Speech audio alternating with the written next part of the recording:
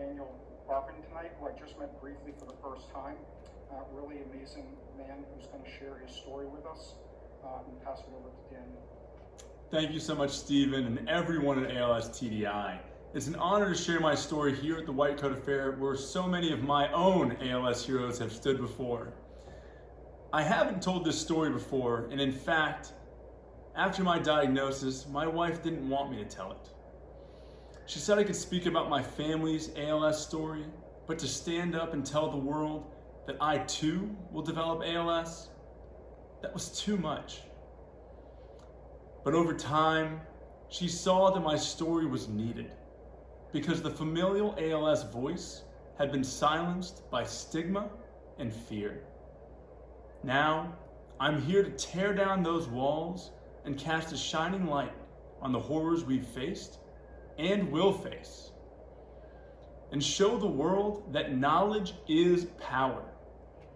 So, now that I can tell you all the real story, let me start at the beginning. My story starts when I was only 10 years old. I had never heard of ALS, but my Uncle Bill had it, and my family was in an uproar. I only remember snapshots of his progression and the battle my family faced trying to save him. And sadly, he would pass away before I was 13. 12 years later, my dad's sister, Aunt Paula, was having trouble walking. And soon after, our family faced this same demon again. This time, I remember everything much more clearly. The impact on Paula's husband and son, the extreme financial burden, the search for hope, and sadly, her losing her battle. Finally, my father, Mark. I started to notice my dad's first symptoms when I was in high school. He struggled to answer basic questions, and sometimes he couldn't remember my best friend's name. Unbeknownst to us at the time, my dad was fighting frontotemporal dementia. His battle with FTD would last almost 15 years, and sadly, my dad would succumb to his disease just months before my wedding. For 20 years, we struggled to understand why was there so much suffering affecting our family. Well, a few months after I was married, we found out. All of the losses were connected. My father carried the C9orf72 gene expansion. We were a familial ALS family. Prior to this discovery, my concern was only for my father's generation. But now, there was a 50% chance that my dad had unknowingly passed his gene and fate onto me. But finding out your gene status is a big decision, so I didn't do it on my own. I enrolled in an observational research study to help me through the process. The study ensured I'd be monitored and connected with the leading doctors in ALS, and I'd be giving back to fight against this disease which took so much from me. It was through this study, in December of 2018, at the age of 30, that I tested positive for the C9orf72 gene expansion. And unless ALS TDI finds a solution, I too will get ALS. I initially grappled with my mortality, but then I realized that I wasn't a slave to my diagnosis. Rather, and maybe more than ever, I realized that I was in control of my own future. It reminds me of a quote from Viktor Frankl: "When we are no longer able to change our situation, we are challenged to change ourselves." So I asked, what can I do for myself, for my family, and for the ALS community? The main reason we chose to find out my gene status is so that we would not pass this gene on to the next generation. Family planning can ensure at-risk and gene-positive families don't pass their gene on to the next generation. This gene expansion decimated my father's generation, and it has its eyes set on mine.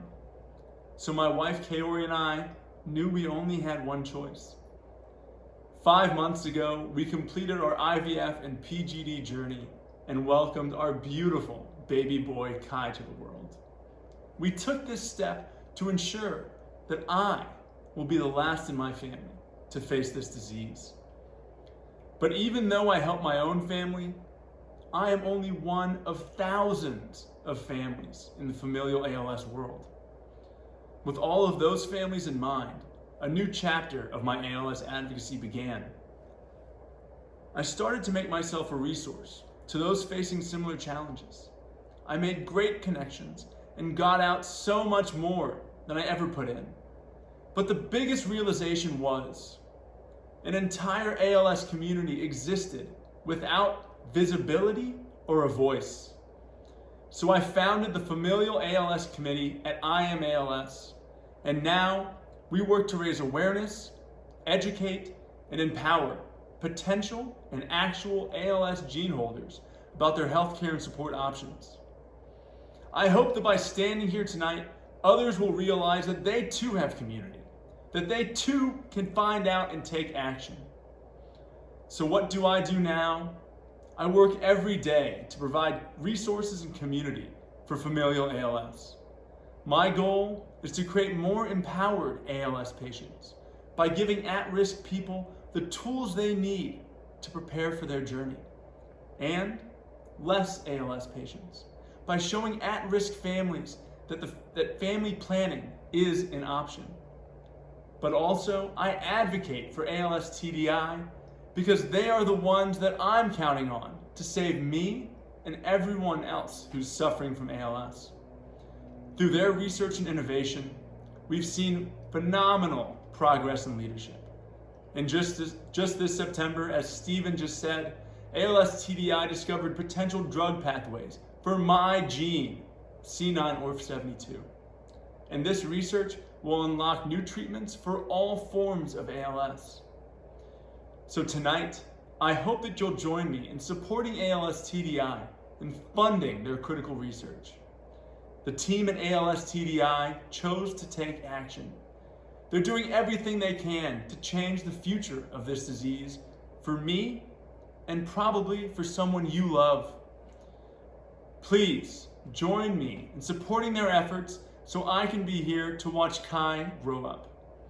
Thank you all for listening, and I truly hope that we can come together to effect change in this disease. Thank you.